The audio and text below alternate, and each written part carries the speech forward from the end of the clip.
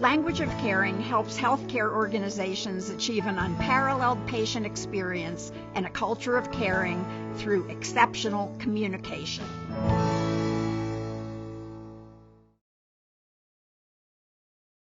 This morning is about building on what you're already doing to enhance the patient and family experience, because of course you're not starting from the beginning. You're on a path and you're doing a lot of things to make this a great place and to bring great patient and family experiences.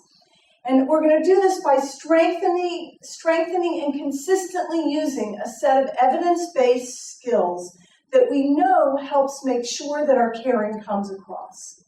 So I want to talk first about some of the driving principles that are really foundational to our work. The first one is that a consistently great experience is a matter of design. If you get great service somewhere consistently, we know that it's designed in. It has to do with how the organization is hiring. It has to do with how it's training.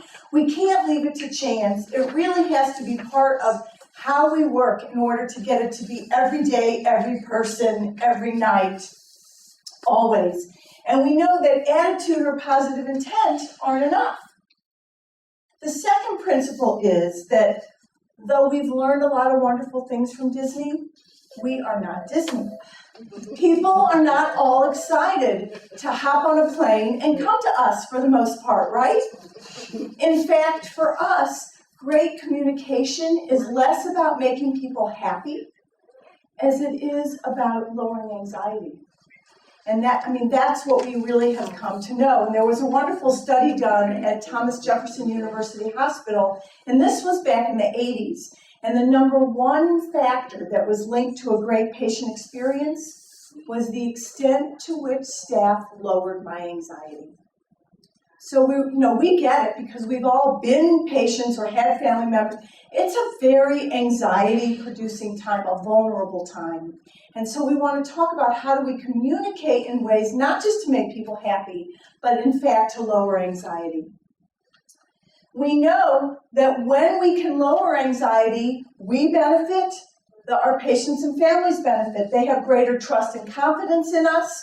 We know there's a lot of research that supports that they then listen to us more and they're more likely to follow the care plan that we're talking with them about. And we feel more connected and more satisfied as well. So the third principle is that caring and communicating caring are not necessarily the same thing. So you'll hear me talk a lot about the assumption is that we care. The question is, as we've gotten busier and there's more on our plates, and Judy was telling me this morning about how very busy you are, that more and more of our communication becomes task-focused. And so what can end up happening is that our caring does not come across in the way that our intentions really, really intend for it to. We're talking a lot about great care at the bedside, relationship-centered, relationship-based care.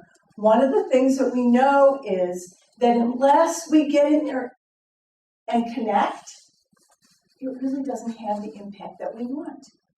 So, whether we have hourly rounding or we do discharge phone calls or all the things that we put in place to really help the experience for our patients as well as support in the care, really don't give us any of the benefit we're looking for unless we get in there and connect. That's really what it's about, how to own our own practice and make sure that we connect.